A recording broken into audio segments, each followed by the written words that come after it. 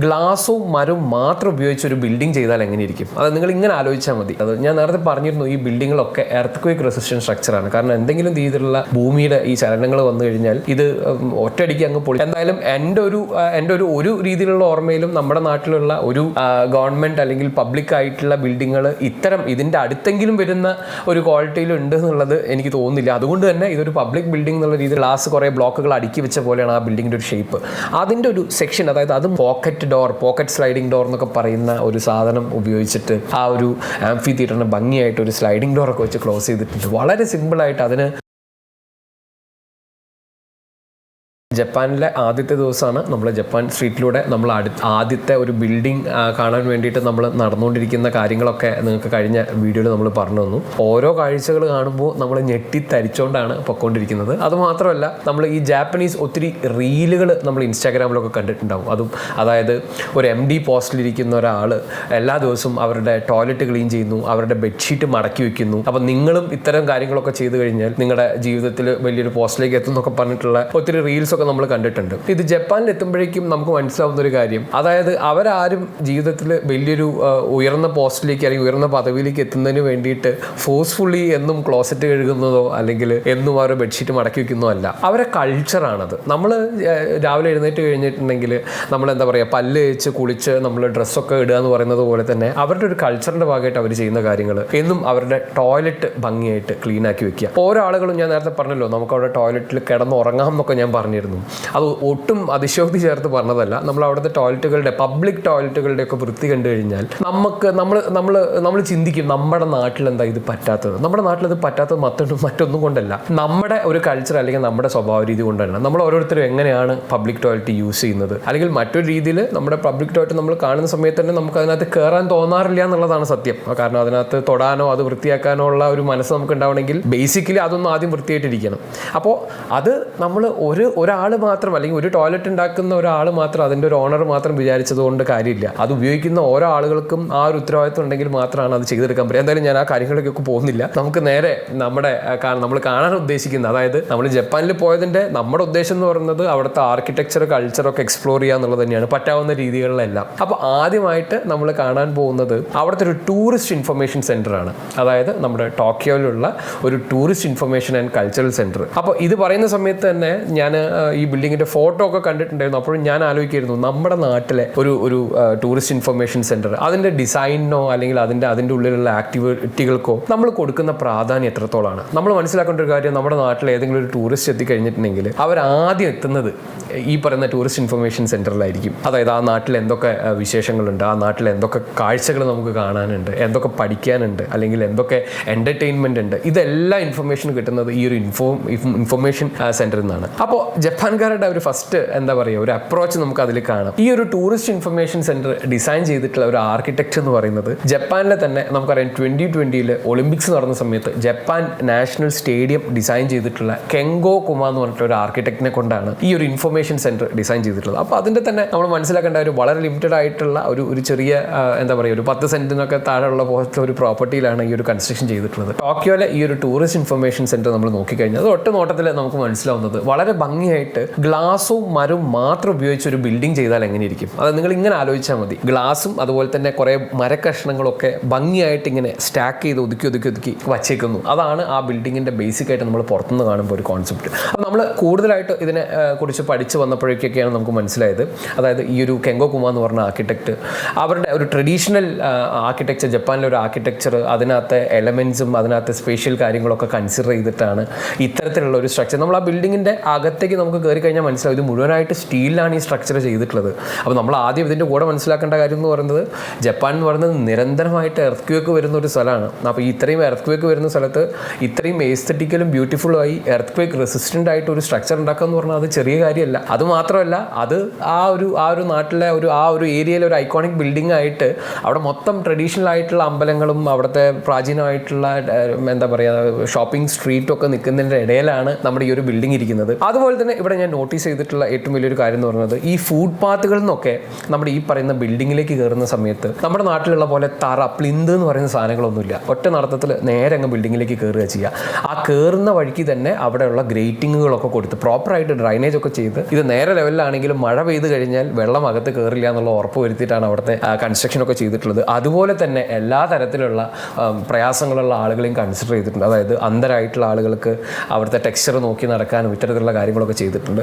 ഉള്ളിലേക്ക് പോയപ്പോഴേക്കും നമ്മുടെ എല്ലാം എന്താ പറയുക, നമ്മൾ ഞെട്ടിത്തരിച്ച് കണ്ടുകൊണ്ടിരിക്കുകയാണ്. കാരണം നമ്മുടെ നാട്ടിലെ നമുക്കൊരു ടൂറിസ്റ്റ് ഇൻഫർമേഷൻ സെൻറ്റർ പോയിട്ട് നമ്മുടെ നാട്ടിലെ ഒരു പബ്ലിക് ബിൽഡിങ്ങിനും എൻ്റെ അഭിപ്രായത്തിൽ നിങ്ങൾ തീർച്ചയായിട്ടും ഞാൻ ഈ പറയുന്ന എന്തെങ്കിലും കാര്യങ്ങളിൽ ഞാൻ നമ്മുടെ നാട്ടിൽ നമ്മുടെ വർക്കുമായി ബന്ധപ്പെട്ടാണ് ട്രാവൽ ചെയ്തിട്ടുള്ളത്. അപ്പോൾ ഞാൻ ഈ പറയുന്ന കാര്യങ്ങൾ എന്തെങ്കിലും മിസ്റ്റേക്ക് ഉണ്ടെങ്കിൽ നിങ്ങൾ ഡെഫിനറ്റ് ആയിട്ട് കമൻറ്റ് ചെയ്യുക. ഞാനത് തിരുത്തി അതിനെനിക്ക് പറ്റാവുന്ന കാര്യങ്ങൾ പഠിച്ച് ഞാൻ തീർച്ചയായിട്ടും ചെയ്യും. എന്തായാലും എൻ്റെ ഒരു രീതിയിലുള്ള ഓർമ്മയിലും നമ്മുടെ നാട്ടിലുള്ള ഒരു ഗവൺമെൻറ് അല്ലെങ്കിൽ പബ്ലിക് ആയിട്ടുള്ള ബിൽഡിങ്ങുകൾ ഇതിൻ്റെ അടുത്തെങ്കിലും വരുന്ന ഒരു ക്വാളിറ്റിയിൽ ഉണ്ട് എന്നുള്ളത് എനിക്ക് തോന്നുന്നില്ല. അതുകൊണ്ട് തന്നെ ഇതൊരു പബ്ലിക് ബിൽഡിംഗ് എന്നുള്ള രീതിയിൽ ഞങ്ങൾ അന്തം വിട്ട് നോക്കിക്കൊണ്ടിരിക്കുകയാണ്. അപ്പോൾ നമുക്ക് നോക്കിക്കഴിഞ്ഞാൽ കാണാം മുഴുവനായിട്ട് സ്റ്റീൽ വെച്ചിട്ടുള്ള ഒരു നിർമ്മിതിയാണ് അത്. അതിനകത്ത് ഈ ഒരു വുഡ് ആൻഡ് ഗ്ലാസ്, അതായത് വുഡ് വെച്ചിട്ടൊക്കെ കുറേ വുഡൻ കഷ്ണങ്ങളൊക്കെ വെച്ച് അതിലേക്ക് സ്ക്രൂ ചെയ്ത് വെച്ചേക്കുന്ന ഡീറ്റെയിലുകളൊക്കെ കാണാം. ഉള്ളിലേക്ക് കയറുമ്പോഴേക്കും ഒരു ഡബിൾ ഹൈറ്റ് ആയിട്ടുള്ള സ്പേസ് ആണ്. അതുപോലെ തന്നെ എനിക്ക് തോന്നിയിട്ടുണ്ട് നമ്മുടെ നാട്ടിൽ നമ്മുടെ ഈ ആർക്കിടെക്ട് സിവിൽ എഞ്ചിനീയേഴ്സിനൊക്കെ അറിയാം, പബ്ലിക് ബിൽഡിങ്ങിൽ 15 സെന്റിമീറ്റർ ആണ് റൈസ് എന്ന് പറയുന്നത്. അതിനപ്പുറത്തേക്ക് റൈസ് പോയി കഴിഞ്ഞിട്ടുണ്ടെങ്കിൽ നമുക്ക് ബിൽഡിംഗ് പെർമിറ്റ് കിട്ടില്ല. അപ്പം നമ്മുടെ ഏതോ ഒരു കാലത്തെ ഒരു ബിൽഡിംഗ് പെർമിറ്റ് റൂൾ ഉണ്ടാക്കിയ സമയത്ത് അതിനകത്ത് വന്നിട്ടുള്ള റൂളുകളാണ്. പക്ഷേ ഇന്നത്തെ ഒരു കോണ്ടെക്സ്റ്റിൽ അതിൽ എത്രത്തോളം അതിന് ഒരു റിലാക്സേഷൻ കൊടുക്കാമെന്നൊക്കെ ഈ ജപ്പാനിൽ പോയ സമയത്ത് എനിക്കൊരു ചിന്ത ഉണ്ടായി. കാരണം ഞാൻ അവിടെ നോക്കിയപ്പോഴേക്കും ആ പബ്ലിക് ബിൽഡിങ്ങിന് കൊടുത്തിട്ടുള്ള സ്റ്റെപ്പുകളൊന്നും 15 സെന്റിമീറ്റർ റൈസ് ഒന്നും അല്ല കൊടുത്തിട്ടുള്ളത്. അതിൽ കൂടുതൽ 17 എന്നൊക്കെയുള്ള രീതിയിലുള്ള റൈസ് കൊടുത്തിട്ടുണ്ട്. ഇതിന് പുറമെ അവിടെ ആവശ്യത്തിനുള്ള ലിഫ്റ്റുകൾ പ്രൊവൈഡ് ചെയ്തിട്ടുണ്ട്. അപ്പോൾ ഈ പ്രയാസമുള്ള ആളുകൾക്ക് ആ ലിഫ്റ്റിൽ കയറാം. അപ്പോൾ നമ്മൾ ശ്രദ്ധിക്കേണ്ട കാര്യം, ഇത് വളരെ കോമ്പാക്റ്റ് ആയിട്ടുള്ള സൈറ്റ് ആയതുകൊണ്ട് തന്നെ, പ്ലോട്ട് ആയതുകൊണ്ട് തന്നെ ഒത്തിരി റൈസ് കുറഞ്ഞ സ്റ്റെയർ കേസ് ചെയ്ത് കഴിഞ്ഞിട്ടുണ്ടെങ്കിൽ നമുക്ക് എന്ത് പറ്റില്ല, ഒത്തിരി സ്ഥലം നമുക്ക് സ്റ്റെയർ കേസിന് വേണ്ടി പോകും. അപ്പോൾ ഇത്രയും കോസ്റ്റ്ലി ആയിട്ടുള്ള ഒരു സ്പേസിന് ഇത്രയും കോസ്റ്റ് വരുന്ന ഒരു സ്ഥലത്ത് സ്റ്റെയർ കേസിനൊക്കെ വളരെ മിനിമം ഏരിയ എടുക്കുക എന്നുള്ള ഉദ്ദേശത്തിലായിരിക്കാം ഇവർ ഇത്തരത്തിലുള്ള കാര്യങ്ങളൊക്കെ ചെയ്തിട്ടുള്ളത്. ഏതായാലും നമ്മൾ ആ സ്റ്റെയർ കേസിൻ്റെ സ്റ്റീൽ കൊണ്ട് ചെയ്തിട്ടുള്ള അപ്പോൾ നിങ്ങൾ ആലോചിക്കേണ്ട കാര്യം 2012 ഈ ബിൽഡിംഗ് നിർമ്മിച്ചിട്ടുള്ളത്. അപ്പോൾ നമ്മൾ 2024 അവസാനം, അതായത് 2025 ഈ സമയത്താണ് നമ്മൾ ഈ ഒരു ബിൽഡിംഗ്, ഈ ഒരു നിർമ്മിതി പോയി കാണുന്നത്. അപ്പോൾ ഓൾറെഡി ഒരു 12 വർഷം കഴിഞ്ഞ ഒരു ബിൽഡിങ്ങിനാണ് നമ്മൾ ഇത്രയും ആശ്ചര്യത്തോടെ ഇന്ത്യയിൽ നിന്ന് ജപ്പാനിൽ പോയി കണ്ടുകൊണ്ടിരിക്കുന്നത്. ഇതൊക്കെ മനസ്സിലാലോചിച്ചുകൊണ്ടാണ് നമ്മൾ ഈ ഒരു കാര്യങ്ങളൊക്കെ നടന്ന് കാണുന്നത്. അപ്പോൾ നമുക്ക് ആദ്യം അവിടുത്തെ ഒത്തിരി കാര്യങ്ങളൊക്കെ കണ്ടു. അവിടുത്തെ ട്രഡീഷണൽ ആയിട്ടുള്ള ഡ്രസ്സൊക്കെ ഇട്ടിരിക്കുന്ന ആളുകൾ അവിടെ ഇരിക്കുന്നുണ്ട്. നമ്മൾ നടന്ന് സ്റ്റെപ്പ് കയറി മുകളിലെത്തുമ്പോഴേക്കും അവിടെ നമുക്ക് ഒരു വ്യൂ പോയിന്റ് പോലെ കാണാം. അതായത് ജസ്റ്റ് ഫസ്റ്റ് ഫ്ലോറിലേക്ക് എത്തിയിട്ടേ ഉള്ളൂ. അവിടെ മുഴുവനായിട്ട് ഗ്ലാസ് ഇട്ടിട്ട് നമുക്ക് ഈ ഒരു ഫുഡ് പാത്തിലേക്ക് നമുക്ക് നോക്കാം. അപ്പോൾ നല്ല തിരക്കുള്ള ആ സ്ട്രീറ്റും ആ സൈഡിൽ കൂടെ ഉള്ള സിൻസോജി ടെമ്പിളും അവിടുത്തെ ഷോപ്പിംഗ് സ്ട്രീറ്റും ഒക്കെ നമുക്ക് കാണാം. ടൂറിസ്റ്റുകൾക്ക് അവിടെ നിന്ന് ആ കാര്യങ്ങളൊക്കെ എന്താ പറയുക, ബുക്ക്ലെറ്റുകളൊക്കെ വായിച്ച് കാര്യങ്ങളൊക്കെ മനസ്സിലാക്കാം. ഫോൺ വേണമെങ്കിൽ ചാർജ് ചെയ്യാനുള്ള പോയിന്റുകളൊക്കെ കൊടുത്തിട്ടുണ്ട്. അതിലങ്ങ് വരുമ്പോഴേക്കും നമുക്ക് താഴെയുള്ള ഡബിൾ ഹൈറ്റ് ആയിട്ടും അതുപോലെ തന്നെ ആ എൻ്റെ ഡബിൾ ഹൈറ്റ് ആയിട്ടുള്ള ആ സ്പേസിൽ വുഡ് വെച്ചിട്ടുള്ള ഭംഗിയായിട്ടുള്ള അതിൻ്റെ ഒരു സ്പേസ് ഒക്കെ നമുക്ക് ഭംഗിയായിട്ട് എൻജോയ് ചെയ്യാൻ പറ്റും. അപ്പോൾ ആ വുഡിനെ കൊണ്ട് തന്നെ രസമുള്ള കുറേ പാറ്റേണുകളൊക്കെ വെച്ചിട്ട് ഒത്തിരി കാര്യങ്ങൾ അവിടെ ചെയ്തിട്ടുണ്ട്. മോഡുലറായിട്ട് സ്റ്റീലിലൊക്കെ ചെയ്തിട്ടുള്ള കുറേ ഫർണിച്ചറുകളും കാര്യങ്ങളൊക്കെ. ഇതെല്ലാം നമുക്ക് കാണുന്ന സമയത്ത് ഒരേ സമയം നമ്മളിങ്ങനെ ഞെട്ടിത്തരിച്ചുകൊണ്ട് ഇത് കണ്ട് മുമ്പോട്ട് പോവുകയാണ്. ഈ ഇൻഫർമേഷൻ സെൻറ്ററിൽ അവർ തരുന്ന ഓരോ കാര്യങ്ങളും ക്യൂറേറ്റഡ് ആണ്. അതായത് അവർക്കൊരു തീമുണ്ട്. അവരെ നാടിനെ പരിചയപ്പെടുത്തുന്നതിന് അവർക്കൊരു തീം, ആ തീമിലാണ് എൻ്റെ കാര്യങ്ങൾ ചെയ്തിട്ടുള്ളത്. അതുപോലെ തന്നെ അവിടെ നമുക്കൊരു ബുക്ക്ലെറ്റ് തന്നു, എന്തൊക്കെയാണ് ആ ബിൽഡിങ്ങിൽ നടക്കുന്നത്, ആ നാട്ടിലെ കാര്യങ്ങളൊക്കെ പറഞ്ഞുകൊണ്ട്. അപ്പോൾ അവിടെ എല്ലാ ഭാഷയിലുള്ളതുകൊണ്ട് ഞാനൊന്ന് ജപ്പാനീസ് ഭാഷയിലുള്ള അവരൊരു ബുക്ക്ലെറ്റ് എടുത്ത് നോക്കി, ഒന്നും മനസ്സിലാവില്ല. പക്ഷെ എന്നാൽ പോലും അതിൻ്റെ ഒരു ഭംഗി അതിൽ ക്യൂറേറ്റ് ചെയ്തിട്ടുള്ള ആ ഒരു ബിൽഡിങ്ങിൻ്റെ സെക്ഷൻ, അതായത് ഞാൻ നേരത്തെ പറഞ്ഞല്ലോ പല രീതിയിലുള്ള വുഡ് ആൻഡ് ഗ്ലാസ് കുറേ ബ്ലോക്കുകൾ അടുക്കി വെച്ച പോലെയാണ് ആ ബിൽഡിങ്ങിൻ്റെ ഒരു ഷേപ്പ്. അതിൻ്റെ ഒരു സെക്ഷൻ, അതായത് അത് മുറിച്ച് കഴിഞ്ഞാൽ എങ്ങനെ ഉണ്ടാവുന്ന കാണുന്ന രീതിയിലൊരു സാധനം കൊടുത്തിട്ട് അതിലാണ് അത് എഴുതി വെച്ചിട്ടുള്ളത് എന്തൊക്കെയാണ് എങ്ങനെയൊക്കെയാണ് നടക്കുന്നത് എന്നുള്ളത്. ഇത്തരത്തിലുള്ള ഒരു പബ്ലിക് ബിൽഡിങ്ങിൽ നിങ്ങൾ നോക്കിക്കാണും ഇതിൻ്റെ ഫ്ലോർ ചെയ്തിട്ടുള്ളത് കാർപ്പറ്റാണ്. നമ്മളൊന്ന് ആലോചിച്ച് നോക്കിയാൽ നമ്മുടെ നാട്ടിൽ നമ്മൾ ഈ ചെരുപ്പും ഷൂ ഒക്കെ ഇട്ട് നടക്കുന്ന നാട്ടിൽ നമ്മുടെ ഒരു പബ്ലിക് ബിൽഡിങ് ഫ്ലോർ കാർപ്പറ്റ് അല്ലെങ്കിൽ മാറ്റ് വിരിച്ചു കഴിഞ്ഞാൽ ആ ഫ്ലോറിൻ്റെ ഒരു സ്ഥിതി എന്തായിരിക്കും. പക്ഷേ ഇവിടെ മൊത്തത്തിൽ, അതായത് പുറത്തുനിന്ന് നമ്മൾ ചവിട്ടി കയറ്റുന്നില്ല എന്നുള്ളതാണ് ഒന്നാമത്തെ കാര്യം. കാരണം മുഴുവൻ ഏരിയയും പേവ്ഡ് ആണ്. ആ പേവ്ഡ് ആയിട്ടുള്ള ഏരിയകളൊക്കെ ഭംഗിയായി തന്നെ അവർ മെയിൻറ്റെയിൻ ചെയ്തിട്ടുണ്ട്. അതുപോലെ തന്നെ എയർ എന്ന് പറയുന്നത് പൊല്യൂട്ടർ അല്ല. അതുകൊണ്ട് തന്നെ നമുക്ക് ഒത്തിരി പൊടി പാർട്ടിക്കിൾസോ കാര്യങ്ങളൊന്നുമില്ല. ഭംഗിയായിട്ട് ഇത് റെഗുലറായിട്ട് എല്ലാവരും ക്ലീൻ ചെയ്തുകൊണ്ടിരിക്കുന്നുണ്ട്. അതുകൊണ്ട് തന്നെ നമ്മൾ ഷൂ ഇട്ടിട്ടാണെങ്കിൽ പോലും നമ്മൾ പുറത്തുനിന്ന് ഒരു ബിൽഡിങ്ങിൻ്റെ അകത്തേക്ക് പോകുന്ന സമയത്ത് കാർപ്പറ്റ് ഇട്ട സ്ഥലത്ത് പോലും നമുക്കൊരു പ്രയാസം, ഒരു സ്മെല്ലോ അല്ലെങ്കിൽ ആ കാർപ്പറ്റ് മുഴുവൻ ചെളിയായി കിടക്കുന്നതോ ഇത്തരത്തിലുള്ള ഒരു കാഴ്ച നമ്മൾ കാണില്ല. റെഗുലറായിട്ട് ആരോ അത് മെയിൻറ്റെയിൻ ചെയ്യുന്നുണ്ട്. അതുപോലെ തന്നെ നടക്കുന്ന ആളുകളും നമ്മൾ നമ്മളായിട്ട് അവിടെ ചളിയൊന്നും ആക്കുന്നില്ല എന്നുള്ളതൊക്കെ മേക്ക് ഷുവർ ചെയ്തുകൊണ്ടാണ് അവിടെ ആളുകൾ നടക്കുന്നത്. ഞാൻ പറഞ്ഞതല്ലോ നമ്മുടെ കൂടെ കാലിന് പ്രശ്നമുള്ള ഒരാളും കൂടെ ഉണ്ടെന്ന്. അപ്പോൾ അവർ നേരെ ലിഫ്റ്റ് വഴിക്ക് പോയി. ഞങ്ങൾ ഒരു ഫ്ലോർ നടന്ന് കയറി. അതിനുശേഷം ഈ ലിഫ്റ്റിൻ്റെ അവിടെയും എന്താ നടക്കുന്നത് എന്നുള്ളതൊക്കെ കാണുന്നതിന് ഞങ്ങൾ അവിടെ പോയി. അപ്പോഴാണ് ചില സ്ട്രക്ചറുകൾ ഞങ്ങൾ കണ്ടത്. ഞാൻ നേരത്തെ പറഞ്ഞിരുന്നു ഈ ബിൽഡിങ്ങുകളൊക്കെ എർത്ത് റെസിസ്റ്റൻറ്റ് സ്ട്രക്ചറാണ്. കാരണം എന്തെങ്കിലും രീതിയിലുള്ള ഭൂമിയുടെ ഈ ചലനങ്ങൾ വന്നു കഴിഞ്ഞാൽ ഇത് ഒറ്റയടിക്ക് അങ്ങ് പൊളിഞ്ഞു പോയി ആളുകൾക്കും അവിടുത്തെ പ്രോപ്പർട്ടിക്കും നാശം വരാതിരിക്കാൻ വേണ്ടി എർത്ത് റെസിസ്റ്റൻ്റ് ആക്കിയുള്ള സ്ട്രക്ചർ എങ്ങനെയാണ് എർത്ത് റെസിസ്റ്റൻ്റ് ആക്കിയതെന്നുള്ളതൊക്കെ ചെറിയ ചെറിയ ഓരോ ഭാഗങ്ങളൊക്കെ നമുക്ക് ഈ സ്ഥലത്ത് കാണാനായിട്ട് പറ്റും. ഈ ഒരു ബിൽഡിങ്ങിന് ഒരു തീം ഉണ്ടെന്ന് ഞാൻ പറഞ്ഞത്, ആ ബിൽഡിങ്ങിലെ എല്ലാ കാര്യങ്ങളിലും ആ തീം ഫോളോ ചെയ്തിട്ടാണ് അവർ ചെയ്തിട്ടുള്ളത്. അതായത് നമ്മളൊരു ഫ്ലോറിൽ എത്തിയിട്ടുണ്ട് എന്നുള്ളത് മനസ്സിലാക്കുന്നതിന് വേണ്ടിയിട്ട് നമുക്ക് പല രീതികളിൽ ചെയ്യാം. നമുക്ക് ഓരോ ഫ്ലോറിന് നമ്പർ ഇട്ട് വെക്കാം. ഇവിടെ ചെയ്തു വെച്ചിട്ടുള്ളത് എല്ലാ ഫ്ലോറിലും ആ ബിൽഡിങ്ങിൻ്റെ ഒരു സെക്ഷൻ ഉണ്ടാക്കി വെച്ചിട്ട് അത് നമ്മൾ ഏത് ഫ്ലോറിലാണെന്നുള്ളത് മാത്രം ഒന്ന് ഹൈലൈറ്റ് ചെയ്ത് വെച്ചിട്ടുണ്ട്. ഓരോ ഫ്ലോറിലും എന്തൊക്കെയാണ് നടക്കുന്നത് എഴുതി വെച്ചിട്ടുണ്ട്. അതിൽ ചെറിയ ലൈറ്റൊക്കെ കൊടുത്തിട്ടുണ്ട്. നമ്മൾ എത്രത്തോളം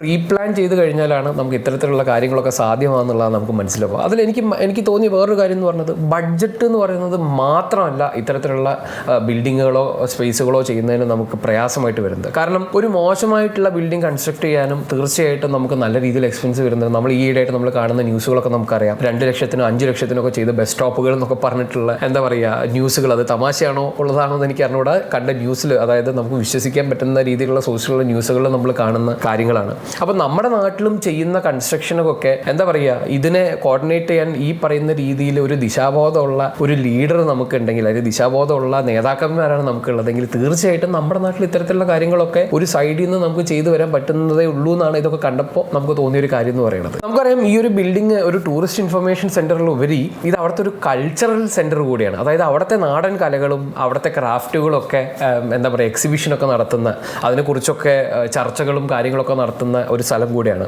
അപ്പോൾ നമ്മൾക്ക് ഒരു ഇതിൽ നടന്നു പോകുന്ന സമയത്ത് നമുക്ക് അവിടുത്തെ ഒരു ആംഫി തിയേറ്റർ കാണും. ആംഫി തിയേറ്റർ എന്ന് പറയുമ്പോഴേക്കും നമുക്ക് അതിൽ ഒത്തിരി ഭംഗിയായിട്ട് ആ ഒരു ബിൽഡിംഗ്, അതായത് ആ ബിൽഡിംഗ് നമ്മൾ നോക്കിക്കഴിഞ്ഞാൽ അതിൽ കുറേ സ്ലോപ്പും കാര്യങ്ങളൊക്കെ ഉണ്ട്. അപ്പോൾ അതിലൊരു സ്ലോപ്പ് ഭംഗിയായിട്ട് യൂട്ടിലൈസ് ചെയ്തിട്ടാണ് ഒരു ആംഫി തിയേറ്റർ, ഒരു റേക്ഡ് ആയിട്ടുള്ള, അതായത് നമ്മളിങ്ങനെ സ്റ്റെപ്പ് പോലുള്ള ഒരു ആംഫി തിയേറ്റർ ആണ്. അതിൻ്റെ ആ ഇരിപ്പിടങ്ങൾ മുഴുവൻ വുഡ് വെച്ചാണ് ചെയ്തിട്ടുള്ളത്. അതിൻ്റെ സീലിംഗ് ഒക്കെ നോക്കിക്കഴിഞ്ഞാൽ ഭംഗിയായി എക്സ്പോസ്ഡ് ആയിട്ടും ഇതൊക്കെ ആയിട്ടാണ് ചെയ്തിട്ടുള്ളത്. ഇതിലുള്ള ഏറ്റവും രസം എന്ന് പറഞ്ഞിട്ടുണ്ടെങ്കിൽ ഒത്തിരി കാശ് ചിലവാക്കിയിട്ട് മറ്റേ പുൾ ബാക്ക് ആവുന്ന പോലത്തെ അല്ലെങ്കിൽ പുഷ് ബാക്ക് പോലത്തെ സീറ്റുകളോ കാര്യങ്ങളോ ഒന്നും വെച്ചിട്ടില്ല. ഭംഗിയായിട്ട് ആ ഒരു റേക്കിംഗ് വെച്ച് അതിലൊരു ചെറിയ കുഷൻ ഇട്ടിട്ടാണ്. ഇതൊക്കെ ജപ്പാൻകാരുടെ ഒരു ട്രഡീഷണൽ സിസ്റ്റം കൂടെയാണ്. അവർ നിലത്ത് തറയിലായിരിക്കുക, തറയിലൊരു കുഷൻ ഇട്ടിട്ടൊക്കെയാണ് അവരിയ്ക്കുക. അപ്പോൾ ആ ഒരു സെയിം സാധനം തന്നെ അവിടെ ചെയ്തു വന്നിട്ടുള്ളത്. അതിൽ പോലും എന്നെ ഞെട്ടിച്ചൊരു കാര്യം എന്ന് പറയുന്നത്, ഒരു അന്ധനായിട്ടുള്ള ഒരാൾ വന്നു കഴിഞ്ഞാൽ അവർക്ക് പ്രോപ്പറായിട്ട് അവർക്ക് അവിടെ ഒറ്റയ്ക്കാണെങ്കിൽ പോലും നടക്കാൻ എന്ന രീതിയിലാണ് ഇത് ഡിസൈൻ ചെയ്ത് വെച്ചിട്ടുള്ളത്. അതുപോലെ തന്നെ എസ്തെറ്റിക്കിന് ഒത്തിരി ഇമ്പോർട്ടൻസ് കൊടുത്തിട്ടാണ് ചെയ്തിട്ടുള്ളത് എന്നുള്ള ഈ ഒരു വിഷ്വൽ കാണുമ്പോൾ നിങ്ങൾക്ക് മനസ്സിലാവുന്നുണ്ടാവും. അതുപോലെ തന്നെ ഈ ഒരു റൂമിനെ നമ്മളിപ്പോൾ ഇന്ന് കാണുന്ന പോക്കറ്റ് സ്ലൈഡിംഗ് ഡോർ എന്നൊക്കെ പറയുന്ന ഒരു സാധനം ഉപയോഗിച്ചിട്ട് ആ ഒരു ആംഫി തിയേറ്ററിന് ഭംഗിയായിട്ട് ഒരു സ്ലൈഡിംഗ് ഡോറൊക്കെ വെച്ച് ക്ലോസ് ചെയ്തിട്ടുണ്ട്. വളരെ സിമ്പിളായിട്ട്, അതിന് ഒത്തിരി കോസ്റ്റ് കൂടിയ ഹാൻഡിലുകളോ അങ്ങനെയുള്ള കാര്യങ്ങളൊന്നും വെച്ചിട്ടില്ല. വളരെ മിനിമലായിട്ട്, അതായത് ആ ഒരു ഡിസൈനും ആ ഒരു ഫങ്ഷനാലിറ്റിക്കും ഒക്കെ ഇമ്പോർട്ടൻസ് കൊടുത്തുകൊണ്ട് എങ്ങനെ ഇത്തരത്തിലുള്ള സ്പേസുകളൊക്കെ ചെയ്യാമെന്നുള്ളത് നമുക്ക് കാണാം. നമ്മളിനി നടന്ന് അടുത്തൊരു ഫ്ലോറിലേക്ക് എത്തുമ്പോഴേക്കും നമുക്ക് അവിടെ കാണാൻ പറ്റുക അവിടെ ഒരു എക്സിബിഷൻ ഏരിയ ആണ്. ആ എക്സിബിഷൻ സ്പേസിന് പോലും ഒരു യുണീക്നെസ് നമുക്ക് ഡിസൈനിൽ ഫീൽ ചെയ്യാം. അതായത് നമുക്കറിയാം ഈ ഒരു ബിൽഡിംഗ് മുഴുവനായിട്ട് സ്റ്റീലിൽ തീർത്തിട്ടുള്ളതാണ്.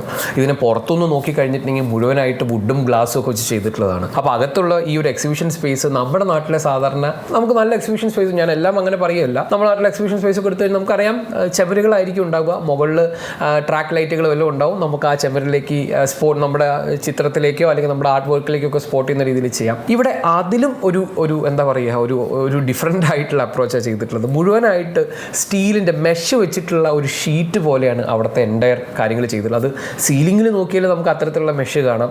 അതുപോലെ തന്നെ ആ ഒരു ഹാൾ സ്പേസിനകത്ത് ഇത്തരത്തിലുള്ള വെർട്ടിക്കലായിട്ട് കുറേ മെഷുകൾ വെച്ച് ആ മെഷ് ഫ്ലോട്ട് ചെയ്ത് നിൽക്കുന്നത് പോലെ അതിൻ്റെ താഴ്ഭാഗം നോക്കിക്കഴിഞ്ഞിട്ടുണ്ടെങ്കിൽ ഒരു ചെറിയ ഒരു എന്താ പറയുക സൈഡൊക്കെ റൗണ്ട് ആയിട്ടുള്ള ഒരു ചെറിയ സ്ക്വയറോ ക്യൂബോ ഒക്കെ പോലത്തെ ഒരു സാധനം വെച്ച് അതിൻ്റെ മുകളിൽ പ്ലേസ് ചെയ്തിട്ടുണ്ട്. ഓരോരോ ചെറിയ കാര്യങ്ങൾ എത്രത്തോളം ശ്രദ്ധ ചെലുത്തിക്കൊണ്ടാണ് ഓരോ കാര്യങ്ങൾ ചെയ്തിട്ടുള്ളത്. കാരണം വരുന്ന ഓരോ ആളുകളും അവർ നാട്ടിൽ സ്ഥിരം കണ്ടിട്ടില്ലാത്ത ഒരു ഡിഫറെൻ്റ് ആയിട്ടുള്ള സാധനം കാണണം എന്നുള്ളത് അവർ ഉറപ്പാക്കിയിട്ടുണ്ട്. അത് അത് അത് അത് അത് പ്രോപ്പറായിട്ട് അവിടെ എക്സിക്യൂട്ടും ചെയ്തിട്ടുണ്ട്. അങ്ങനെയാണ് ഇവിടുത്തെ ഈ കാര്യങ്ങളൊക്കെ ചെയ്തു വന്നിട്ടുള്ളത്. അപ്പോൾ ഞങ്ങൾ ഈ സ്പേസുകളൊക്കെ കണ്ട് എൻജോയ് ചെയ്ത് ഇതിന് ഫ്ലോറിലൊക്കെ നമ്മൾ കുറേ മെഷൊക്കെ ഇട്ടേക്കുന്നത് കാണാം. അവിടുത്തെ എയർ സർക്കുലേഷൻ്റെയോ അവിടുത്തെ വെന്റിലേഷൻ്റെ ഒക്കെ ഭാഗമായിട്ടുള്ള കാര്യങ്ങളാണെന്നൊക്കെ നമ്മൾ ചർച്ച ചെയ്തുകൊണ്ട് നമ്മൾ നേരെ അടുത്തൊരു ഫ്ലോറിലേക്ക് പോവുകയാണ്. പോകുന്ന വഴിക്ക് നമുക്ക് വലിയൊരു മോഡൽ ഉണ്ടാക്കി വെച്ചേക്കുന്നത് കാണാം. അതായത് നമ്മുടെ ആർക്കിടെക്ചർ കോളേജിലൊക്കെ പോയി കഴിഞ്ഞാൽ നമ്മൾ ടൗൺ പ്ലാനിങ്, അർബൻ ഡിസൈനൊക്കെ ചെയ്യുന്ന സമയത്ത് നമ്മളൊരു സിറ്റി ടോക്കിയോനെ സ്റ്റഡി ചെയ്യുമ്പോൾ നമ്മളൊരു മോഡലൊക്കെ ഉണ്ടാക്കുന്ന തരത്തിലൊരു വലിയ മോഡൽ ഉണ്ടാക്കി വെച്ചിരിക്കുന്നു.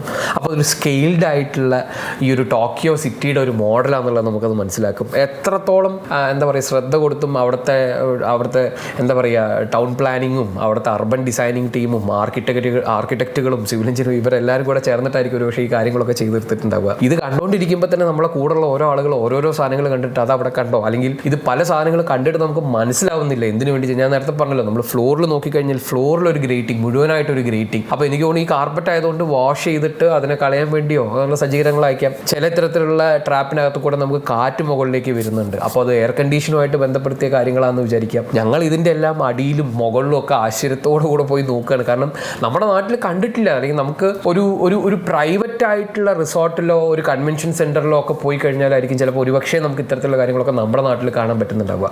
അപ്പോൾ ഇത്തരത്തിലൊരു പബ്ലിക് ബിൽഡിങ്ങിൽ, അതായത് ആരും നമ്മളെ റെസ്ട്രിക്ട് ചെയ്യാനില്ല, അവിടെയൊക്കെ മുഴുവൻ ക്യാമറകളുണ്ട്.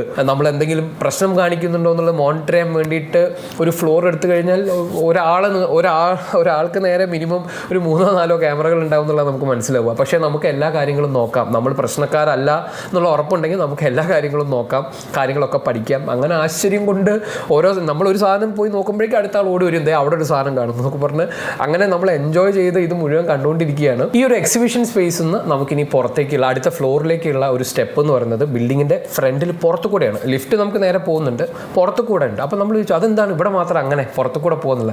അപ്പോൾ പോയി നോക്കിയപ്പോൾ നമുക്ക് മനസ്സിലാകും, ആ ഡോർ തുറക്കുമ്പോൾ തന്നെ നമുക്ക് നേരെ ഓപ്പോസിറ്റുള്ള ആ ഒരു സെൻസോജി ടെമ്പിൾ, ആ ഒരു ഷോപ്പിംഗ് സ്ട്രീറ്റിൻ്റെ ഒക്കെ ഈ ഒരു 7ാമത്തെ ഫ്ലോറിൽ നിന്നുള്ള ഒരു വ്യൂ നമുക്ക് കാണാനായിട്ട് പറ്റും. ഭംഗിയായിട്ട് ആ ഒരു സ്ട്രീറ്റ് നമുക്ക് എൻജോയ് ചെയ്യാന്നുള്ള രീതിയിൽ അത് ഡിസൈൻ ചെയ്ത് വെച്ചിട്ടുണ്ട്. അപ്പോൾ അവിടെ നമുക്ക് വീണ്ടും പുറത്തു കൂടെ ഒരു സ്റ്റീൽ സ്റ്റെയർ, അതിൻ്റെയും ഹാൻഡ് റെയിലൊക്കെ നോക്കിക്കഴിഞ്ഞാൽ ഒരു മെഷൊക്കെ വെച്ചിട്ടാണ് ചെയ്തിട്ടുള്ളത്. സ്റ്റീൽ മുഴുവൻ സ്റ്റെപ്പ് മുഴുവൻ സ്റ്റീലിലാണ് ചെയ്തിട്ടുള്ളത്. അപ്പോൾ നമുക്ക് മുകളിലേക്ക് കയറി കഴിഞ്ഞാൽ നേരെ നമ്മൾ 8ാമത്തെ ഫ്ലോറിലേക്ക് എത്താണ്. അതായത് റൂഫ് ടോപ്പ് എന്നൊക്കെ പറയുന്ന പോലത്തെ ഒരു ഫ്ലോറാണ്. അവിടെ ഇരുന്ന് കഴിഞ്ഞാൽ കുറേ ബെഞ്ചുകളും കാര്യങ്ങളൊക്കെ അറേഞ്ച് ചെയ്തിട്ടുണ്ട്. നമുക്ക് അവിടെ ഇരുന്ന് ഭംഗിയായിട്ട് അവിടെ ആസ്വദിക്കാം. അവിടെ തന്നെ നമുക്കൊരു കഫറ്റീരിയ ഒക്കെ പ്രൊവൈഡ് ചെയ്തിട്ടുണ്ട്. അപ്പോൾ നമുക്ക് വേണ്ട ആളുകൾക്ക് അവിടെ നിന്ന് ഒരു കോഫിയൊക്കെ കുടിക്കാം, അല്ലെങ്കിൽ ഒരു ചായ ഒക്കെ കുടിക്കാം. ആ ചായ കുടിച്ചുകൊണ്ട് നമുക്ക് നേരെ ഓപ്പോസിറ്റുള്ള നമ്മുടെ ഈ ഒരു സെൻസോജി ടെമ്പിളിൻ്റെ ആ റൂഫും കാര്യങ്ങളൊക്കെ കാണാം. ആ എൻ്റയർ ഷോപ്പിംഗ് സ്ട്രീറ്റിൽ ആളുകൾ നടക്കുന്നതും അവിടുത്തെ തിരക്കൊക്കെ നമുക്ക് എൻജോയ് ചെയ്യാനായിട്ട് പറ്റും. അത് ചെയ്തുകൊണ്ടിരിക്കുമ്പോൾ നമുക്കൊരു കാര്യം മനസ്സിലായത്, മുകളിൽ എത്തിക്കഴിഞ്ഞാൽ നേരെ ഓപ്പോസിറ്റ് നമുക്ക് ഒരു കാഴ്ച കൂടെ കാണാനുണ്ട്. നമ്മൾ ഈ ഒരു 8ാമത്തെ ടവറിലെത്തി നമ്മൾ മറ്റേ സൈഡിലേക്ക് നോക്കിക്കഴിഞ്ഞാൽ നമുക്ക് കാണാം അവിടെ ടോക്കിയോ സ്കൈ ട്രീ എന്ന് പറഞ്ഞ 2012 വരെ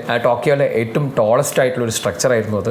ഒരു ബ്രോഡ്കാസ്റ്റ് ആൻഡ് ഒരു വ്യൂ ടവർ എന്നൊക്കെ വേണമെങ്കിൽ നമുക്ക് അതിനെ പറയാം. നമ്മൾ അങ്ങോട്ട് ഏതായാലും പോയിട്ടില്ല. ഏതായാലും അതിൻ്റെ ഒരു വ്യൂ നമുക്ക് ഇവിടെ ഒന്ന് ഭംഗിയായിട്ട്, അപ്പോൾ നമ്മളത് ഭംഗിയായിട്ട് ആ കാര്യങ്ങളൊക്കെ എൻജോയ് ചെയ്തു.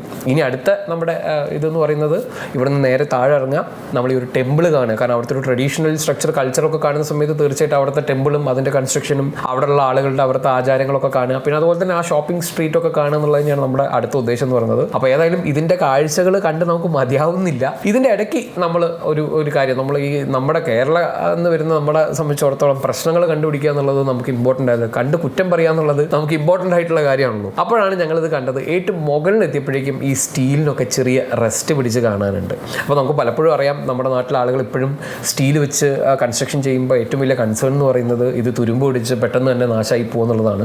അപ്പോൾ നിങ്ങൾ ആലോചിക്കേണ്ട കാര്യം, 12 വർഷം കഴിഞ്ഞതിന് ശേഷമാണ് നമ്മളെ അവിടെ എത്തുന്നത്.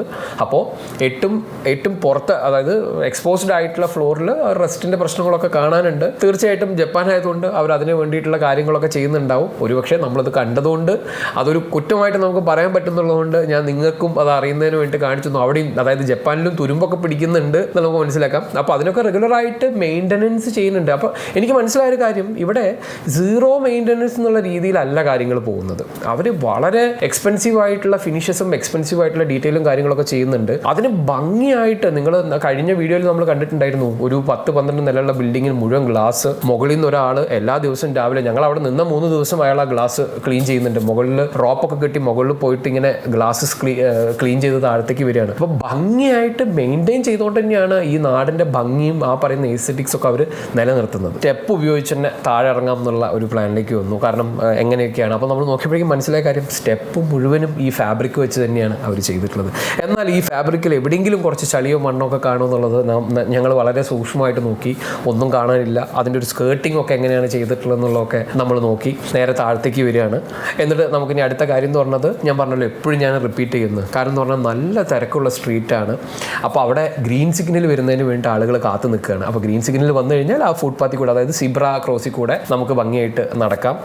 ആരും ഒരു ഹോൺ പോലും പോലും അടിക്കില്ല. ആ ഇത് സീബ്ര ക്രോസ് നമ്മൾ ക്രോസ് ചെയ്ത് കഴിഞ്ഞിട്ട് ഞങ്ങൾ ഒന്ന് തിരിഞ്ഞു നോക്കുമ്പോൾ വീണ്ടും നമ്മുടെ ഈ മരവും ഗ്ലാസും വെച്ചിട്ട് ഉണ്ടാക്കിയ രീതിയിലുള്ള ആ ബിൽഡിങ്ങിൻ്റെ ഭംഗി കുറച്ച് നേരം കൂടെ നമ്മൾ അവിടെ നിന്ന് ആസ്വദിച്ചു. എന്നിട്ട് നമ്മൾ നേരെ ഈ ഒരു സെൻസോജി ടെമ്പിൾ ലക്ഷ്യമാക്കി നടക്കുകയാണ്. ആ നടക്കുന്ന വഴിക്ക് നല്ല തിരക്കാണ്. എന്താ പറയുക, നല്ല രീതിയിലുള്ള നമ്മുടെ ഒരു SM സ്ട്രീറ്റിലൊക്കെ, കോഴിക്കോടുള്ള SM സ്ട്രീറ്റിൽ നമ്മൾ തിരക്കുള്ള സമയത്ത് പോയി കഴിഞ്ഞാൽ അവിടുത്തെ ഒരു ആൾത്തിരക്കില്ലേ, അതുപോലത്തെ ഒരു തിരക്കിൽ കൂടെ നമ്മളിങ്ങനെ നടക്കുകയാണ്. അപ്പോൾ അതിൽ ഒത്തിരി ഷോപ്പുകളും കാര്യങ്ങളൊക്കെ വരുന്നുണ്ട്. അപ്പോൾ ആ കാര്യങ്ങളൊക്കെ നോക്കി നമ്മൾ നടക്കുകയാണ്. ഏതായാലും ഇന്നത്തെ ഈ ഒരു വീഡിയോയിൽ നമ്മൾ ഈ ഒരു കെങ്കോ കുമ എന്ന് പറഞ്ഞിട്ടുള്ള ആർക്കിടെക്റ്റ് ജപ്പാനിൽ ചെയ്തിട്ടുള്ള ഒരു ടൂറിസ്റ്റ് ഇൻഫർമേഷൻ, ഒരു കൾച്ചറൽ സെൻറ്ററിൻ്റെ കാര്യങ്ങളാണ് നമ്മൾ കണ്ടിട്ടുള്ളത്. അപ്പോൾ നിങ്ങളും ആലോചിക്കുക, നമ്മുടെ നാട്ടിൽ ഇത്തരത്തിലുള്ള ഒരു പബ്ലിക് സ്പേസൊക്കെ എന്തുകൊണ്ടും വരുന്നതിൽ തെറ്റില്ല. കാരണം അത്തരത്തിലുള്ള കാര്യങ്ങൾ ചെയ്യാൻ കഴിവുള്ളതും അതിന് പറ്റുന്നതായിട്ടുള്ള ഒത്തിരി സീനിയർ ആൻഡ് ജൂനിയർ ആർക്കിടെക്ട്സ് അല്ലെങ്കിൽ ആർക്കിടെക്ട്സിൻ്റെ കൂട്ടായ്മ നമുക്കുണ്ട്. ആർക്കിടെക്ട്സോ അല്ലെങ്കിൽ ഡിസൈനേഴ്സോ സിവിൽ എഞ്ചിനീയേഴ്സോ ഇവരൊക്കെ, അതായത് ഇതെല്ലാം കൂടെ ഞാൻ ഇതിനെല്ലാം കുറിച്ചുള്ള ഒരു വളരെ വിശദമായിട്ടുള്ളൊരു കണ്ടന്റ് ഞാൻ അടുത്തൊരു വീഡിയോയിൽ പറയാം. അപ്പോൾ ഏതായാലും നമ്മുടെ ഈ ഒരു ജപ്പാൻ സീരീസ് വീഡിയോ നിങ്ങൾക്ക് ഇഷ്ടമാവുന്നുണ്ടെങ്കിൽ തീർച്ചയായിട്ടും കമൻറ്റ് ചെയ്യുക. അതുപോലെ തന്നെ ഇതിനകത്ത് ഈ ജപ്പാനിൽ നമ്മൾ കണ്ട കാര്യങ്ങളെക്കുറിച്ചൊക്കെ നിങ്ങൾക്ക് എന്തെങ്കിലും ക്യൂരിയോസിറ്റിയോ ഡൗട്ടുകളൊക്കെ ഉണ്ടെങ്കിൽ തീർച്ചയായിട്ടും കമൻറ്റ് ബോക്സിൽ രേഖപ്പെടുത്തുക. പറ്റാവുന്ന രീതിയിൽ ഞാൻ മറുപടി പറയാം. അടുത്ത വീഡിയോയിൽ കാണുന്നവരേക്കും ബൈ.